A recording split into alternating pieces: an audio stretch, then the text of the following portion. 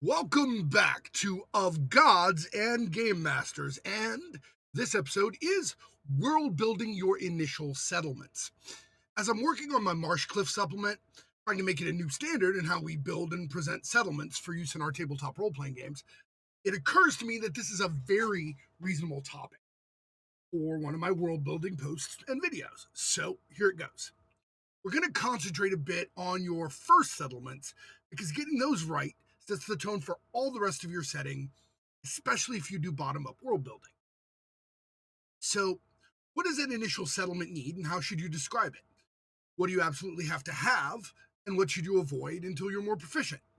Let's get into it. As I've said before, the basic needs for your first settlement are relatively few. That initial home base may or may not be a safe space, um, depending on your game. The action might bring itself right into the town, and the PCs may have to deal with it there.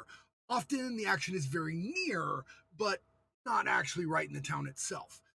What you absolutely need, though, is a tavern and or inn. The smaller the town, the more you need one. That's the center of your social hub. That's where everyone gets news. That's where a bounty board might be. In a lot of small medieval towns, it's the de facto town hall. The innkeeper is often the mayor or the closest thing to it if the miller isn't. The tavern is usually a mostly safe space, even the town itself isn't. But if it isn't, then the church probably is and serves all the same functions. So that's probably the second most important thing in town, unless it's the first. You need a church or a temple. Maybe it's to one god particularly important to the town, like a god of agriculture for a farming settlement, or the god of the sea for a fishing and shipping town. Maybe it's for the whole pantheon.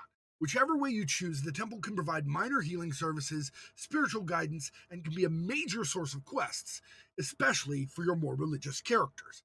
See if you can get your priests and paladins and other religious characters in your game to be connected to that temple. It gives a lot of hooks and a sense of stakes in those church given quests. You need at least one shop. A small general store is fine for a hamlet or a village. They don't have to have everything the party might need or be able to buy much, but they should provide basic stuff.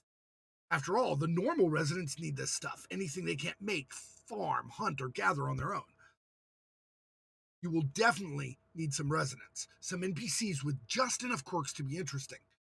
The innkeeper, the shopkeeper, and the priest or priestess are kind of obvious from the buildings we've already got, right? But a couple of village elders, the town drunk, some kids, a family or two can spice things right up, most especially if you make sure the PCs have ties to them. If the PCs are from the town, which honestly is optimal, make sure you detail their families, preferably very much alive, and their friends. Player investment will go through the roof. They have good reasons to care about what happens to these people and can legitimately make a difference. Then you have to make sure you have adventures and hooks built right into the nearby area, maybe even the town itself.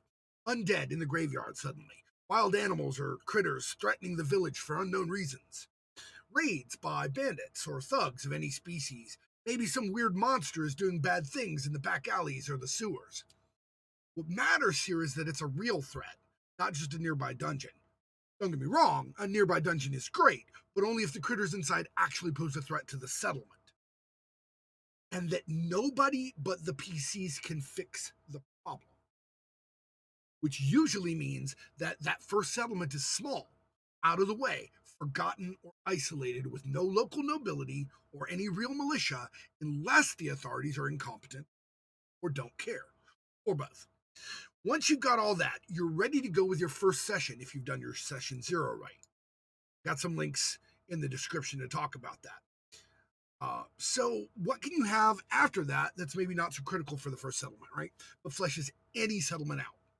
How many people should live there? Which means how many buildings? What services should a place that big have? I want to go ahead and direct you to a work by S. John Ross, Medieval Demographics Made Easy. I use it all the time. Also, go look him up and follow him on social media. He's great. The link is in the description. But the basic thing to remember is that you need at least 10 people take care of one specialist. So that town with an innkeeper, a priest, and a shopkeep, in most cases that's going to have 30 people, minimum 30 people, unless the town is dying. In most cases, that's only 3 or 4 households. Nobody lives in nuclear families before modern day. In a lot of places in the world, they still don't. So you can expect one household per like 8 to 10 people, usually. That household will have 3 buildings, though, very often: a house, a barn, an outhouse, maybe a storage shed or something.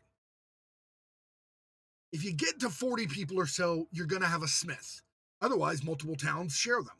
It's probably not a weapon or armor smith, just a blacksmith. Basic tools, horseshoes, knives, maybe spears. A weaponsmith or an armorer will be at the nearest castle or free city, probably. If it's a hunting town, then you've got a bowyer and or fletcher at about 50 people. You can see how that goes. Hunters, farmer, fishermen, herdsmen. These count as unspecialized people. That's the majority of your people. In smaller villages, they often make and maintain their own tools. Their spouse, gender, and sex are irrelevant. One spouse will absolutely need to stay at home and do a lot of labor to maintain it if the other spouse is going out in the field or the woods or on the water fishing, especially if they have kids. The amount of labor involved in maintaining a medieval household, even for the poor, is outrageous. Still less than our daily labor today, but I'm not getting into that. The kids will be expected to do chores and help, or they're going with the other spouse to learn the family trade. Coming up close to the end, so let me caution you against trying to get too big for your first settlement if you build it yourself. Wait until you have practice and figured out what works for you before you move to bigger towns or cities. Thorps with like 50 or less people, hamlets with up to 200 people, and villages, which I put at 200 to 500 people, are safer and easier and can really build up investment, as your PCs can literally know everyone in the town. Actual towns like 500 to 3,000 are decent, but are also hard work. Use my Marshcliff thing when it comes out. Um, if the area is known to be dangerous, there will be a wooden stockade and some kind of a watchtower, both manned by villagers on rotation. But it's often a lot more fun for a village or hamlet to have been peaceful up to now and have few defenses. Like I said, there's some links in the description for my session 0, session 1 tips, my system agnostic town format to use as a reference, which is free, and medieval demographics made easy by S. John Ross. Thank you much. Ciao.